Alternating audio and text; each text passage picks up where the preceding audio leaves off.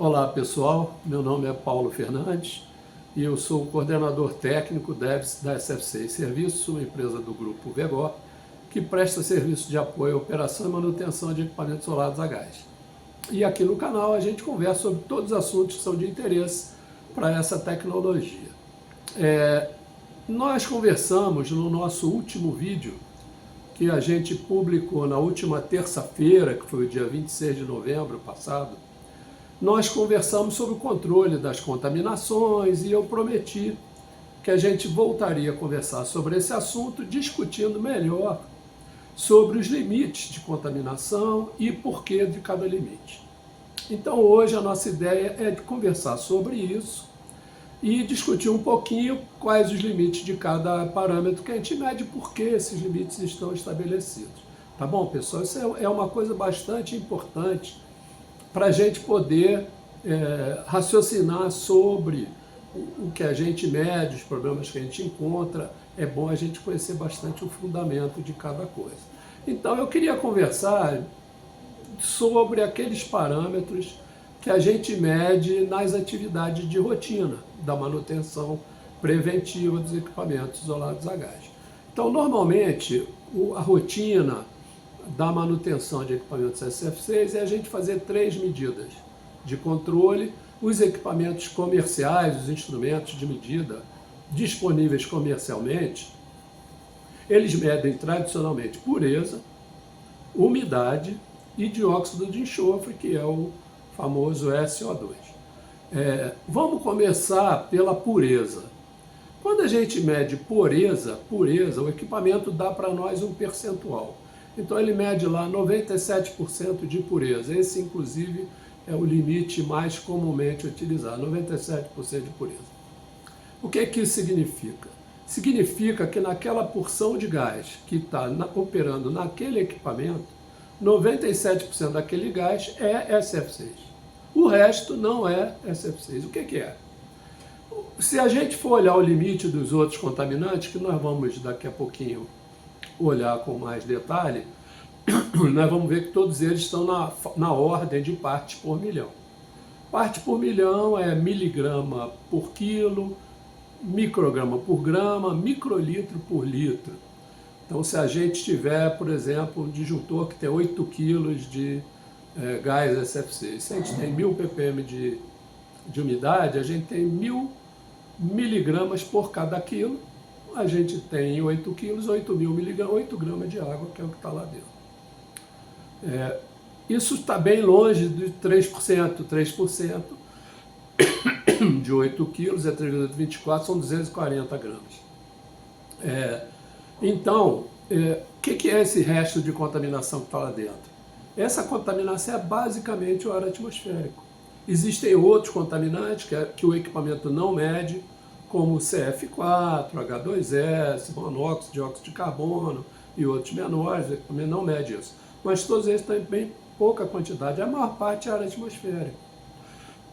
Então, por que a gente tem um limite de contaminação por ar atmosférico? Já que o ar também é isolante.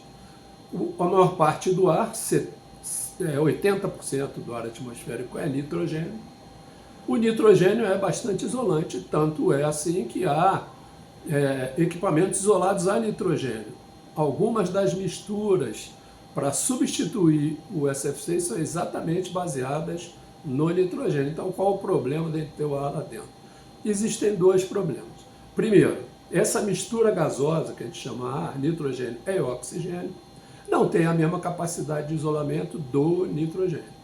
A capacidade de isolamento do oxigênio é bem menor. Além do que, então, dessa forma, quanto mais a gente tiver dessa mistura lá dentro, menor é a capacidade isolante da mistura total.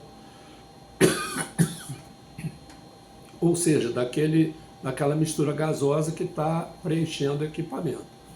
Então, se a gente tem 97%, a capacidade de isolamento é menor do que se fosse 100% SF6. Porém, ela não é tão menor que o equipamento vá falhar por causa disso.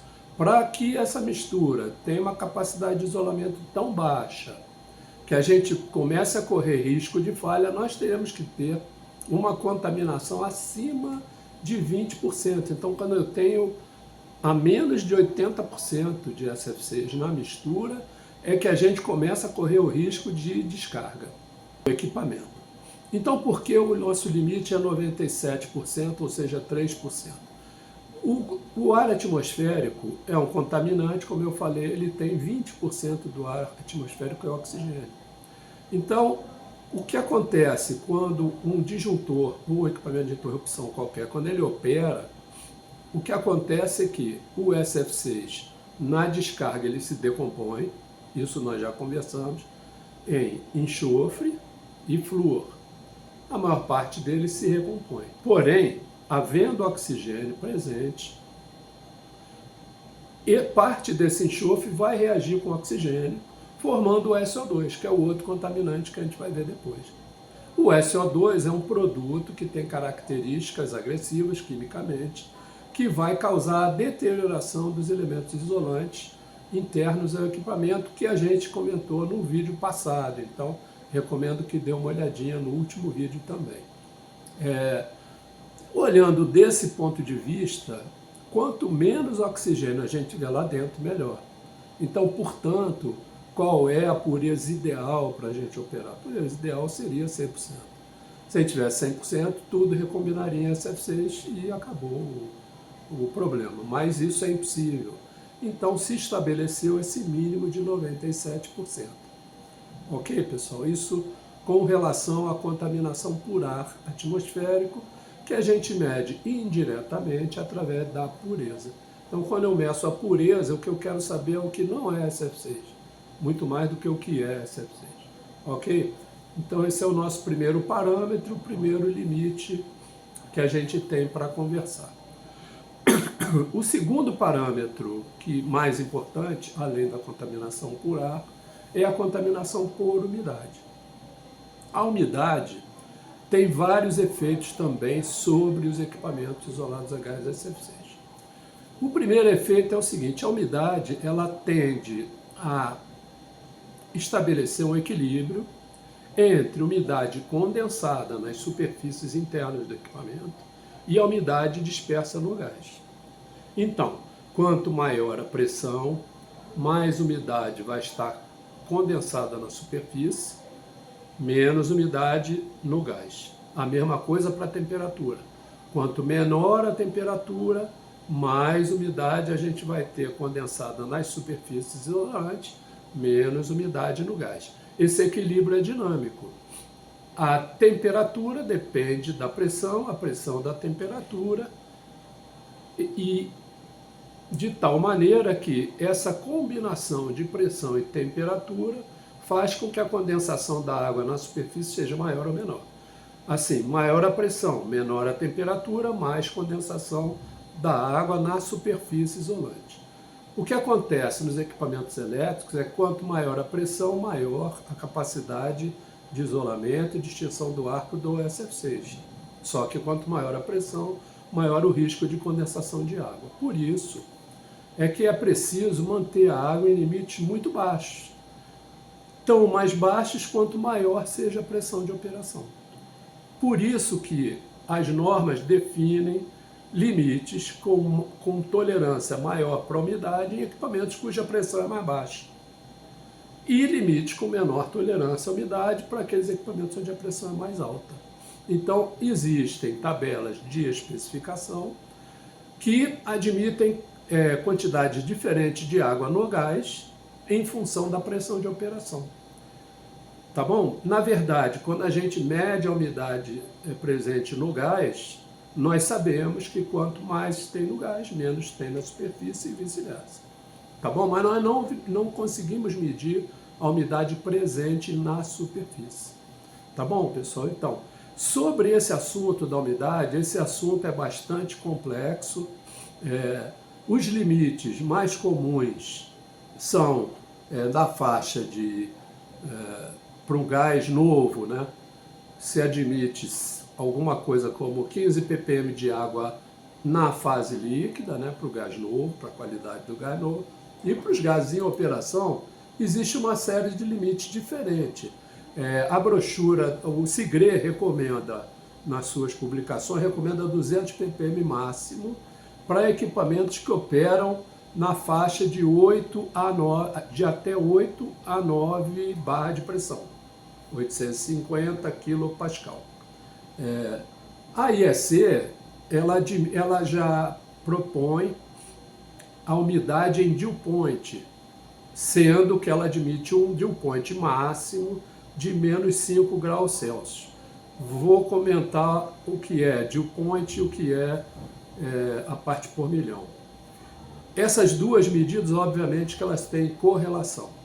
Quanto mais alto o dew point, maior a quantidade de água no gás. Por quê? O que é o dew point? O dew point é a temperatura em que o vapor d'água, naquela pressão, se torna saturante. Então, quando o vapor d'água é saturante, toda a água vai se condensar na superfície isolante. E aí o risco da gente ter um flashover é muito maior. Então, quanto menor o dew point, mais baixo o dew point. O dew point de um gás extremamente seco para equipamentos que operam nessa faixa de pressão 8 a 9 bar, o dew point tipicamente vai estar de menos 50 a menos 60 graus. Isso indica que a umidade está na faixa de 20 a 50 partes por milhão em volume, aproximadamente. Essa relação não é direta, porque a relação do dew point com o teor de água depende da pressão e da temperatura da medida.